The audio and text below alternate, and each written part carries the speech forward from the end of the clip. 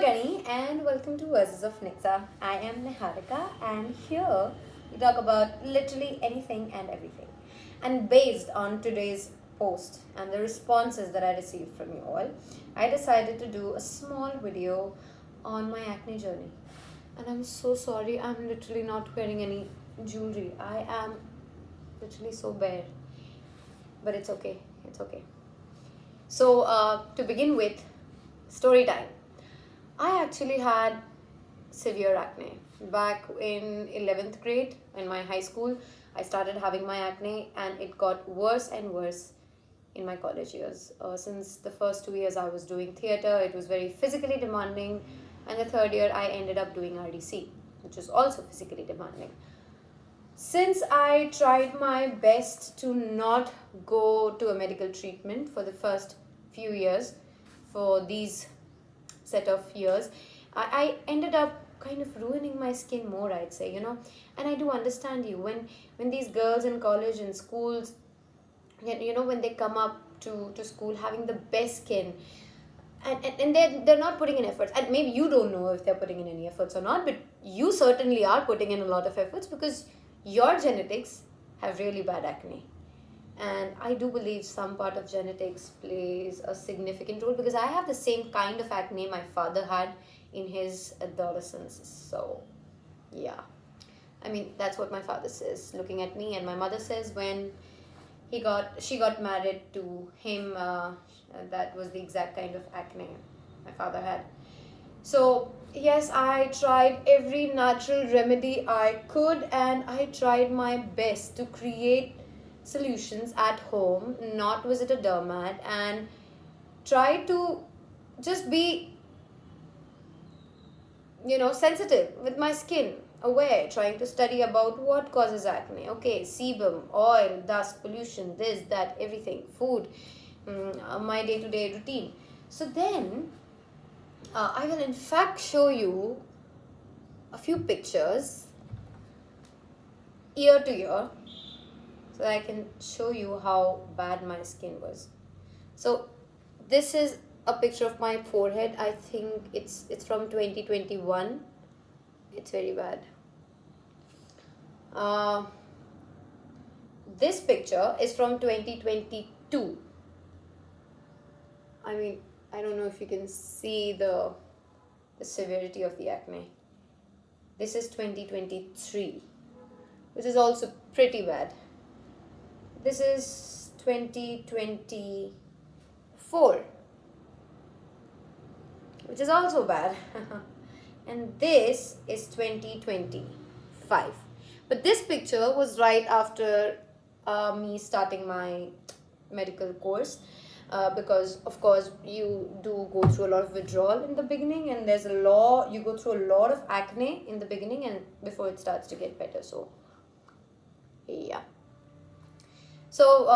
yeah, I kept on looking for natural solutions here and there, and I could not find anything that suited me, that really did suit me, finding out all different sorts of products and these massages and mixing whatever ingredients we find in home, and other people telling you to do all these stupid things every now and then, as if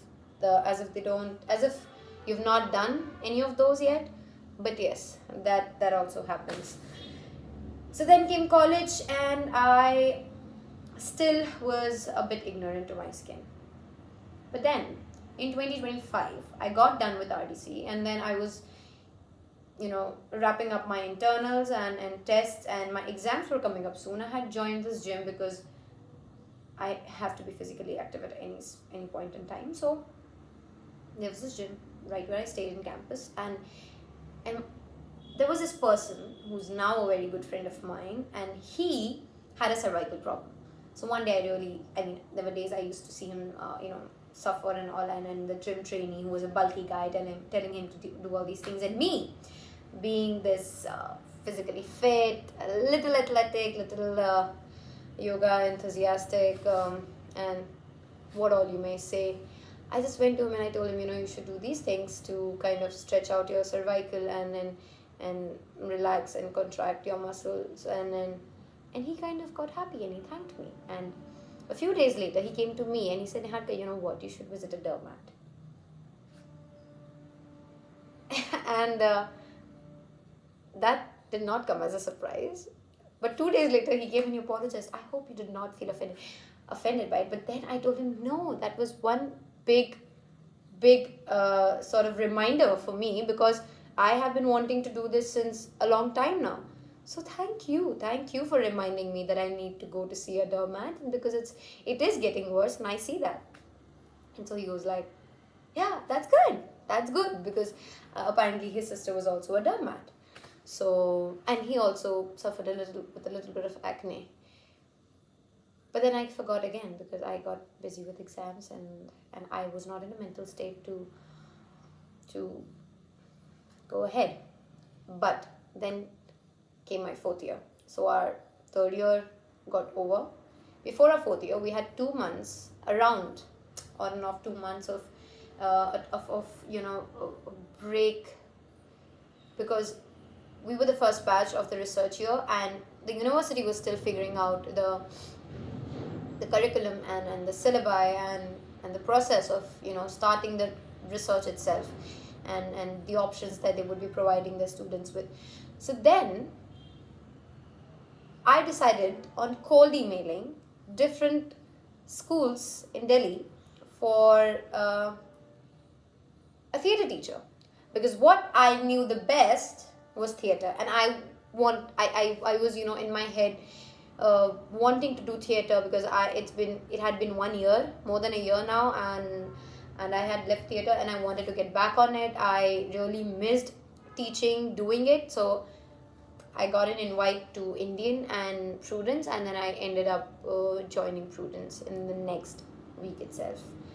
So I worked there for 2 months, and there 2 teachers came up to me. No, 2 teachers who I worked with, which were very nice. Here and there, once they told me, isn't your skin getting, we think your skin needs attention.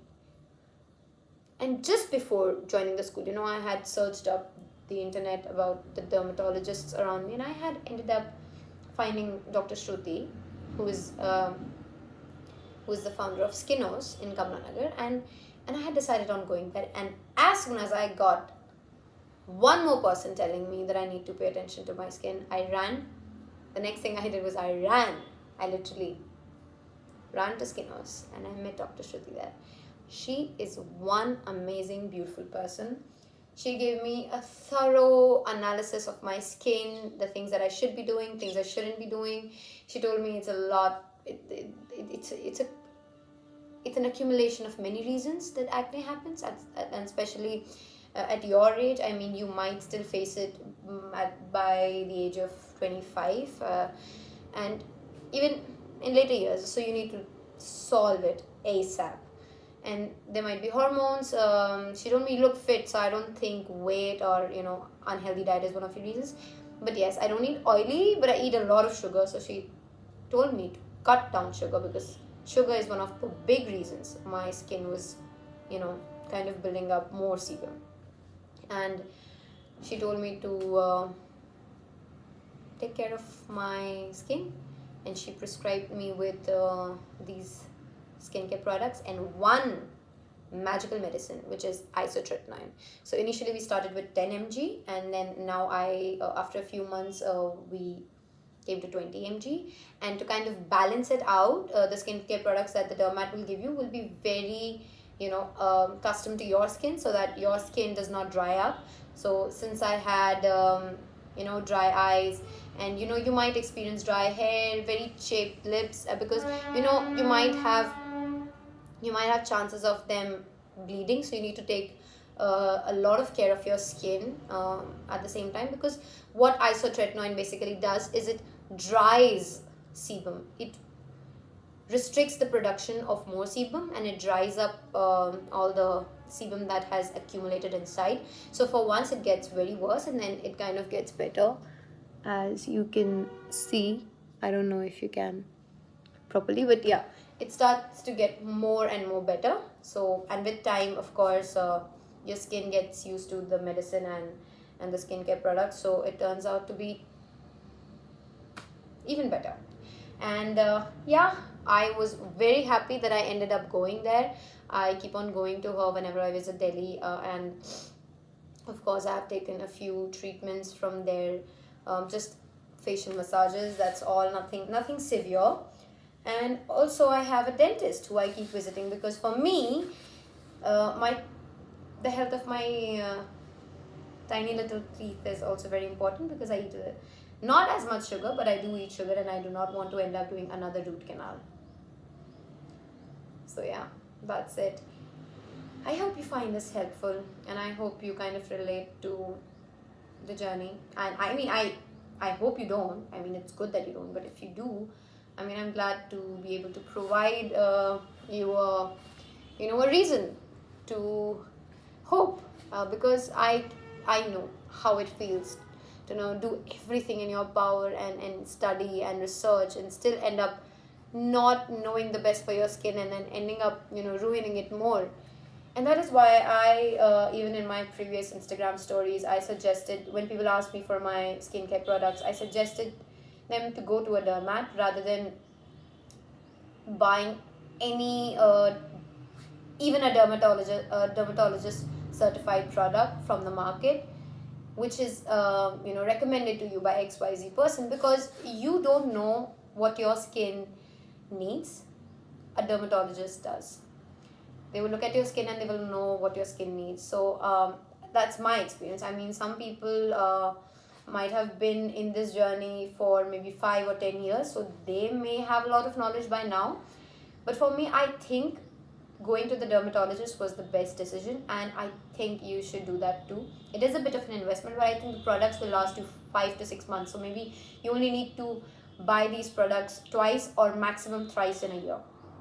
My sunscreen, the sunscreen which my dermat prescribed me, I opened the second bottle now, this month, even though me and my husband were both using it after February. So, yeah. So it is good. I think you should go visit a dermat if you are dealing with any skin problems. And I think, more than relying on anyone else, more than buying these products because some UGC is promoting it, I think you should rely on medically prescribed things. And that was my experience. I hope you find some strength, because I can understand how much it kind of deteriorates your confidence in small to big things, and how it makes you feel. There were days where acne did not matter to me at all. I mean, I would just dress up, and even if I had huge blotches on my face, I would still go out, and I could feel it, that I could feel that if I feel I have acne, it kind of reflects in other people. Other people are more aware about the fact that I have acne. But if I go about confidently doing whatever I want to do, and not even caring about the fact if I have acne, they don't care as well, because they don't notice it, because you are not noticing it, right? You are not putting your energy on it. But at some point you need to face the truth, and you need to be like, okay, it's a problem. Everything in life, we must be solution oriented. So similarly, acne is also a problem. It's a medical grade problem, and it can be solved. If it is not something very severe, I think yes, you can work upon it from home. But if it becomes a long-term thing, I think you should definitely go solve it. And it will make you feel much better. When you invest in yourself, it makes you feel much better, and in the long term it serves you well. It serves you really well. And there are people who are not able to overcome even after getting all the medical treatments. So yes, that is also one case scenario, but we cannot lose hope. As far as I know, I mean, I think a very large percentage of people end up getting their required or their desired solution from dermatology. And yes, confidence, it gives you a lot of it. And I have realized that, because one big reason I'd say, and I will be as vulnerable as I can, I would have started making YouTube videos 1 year before 2025. I mean, in 2024, but I just did not, because I was not confident. So take it from me, invest in yourself, and I'll see you soon.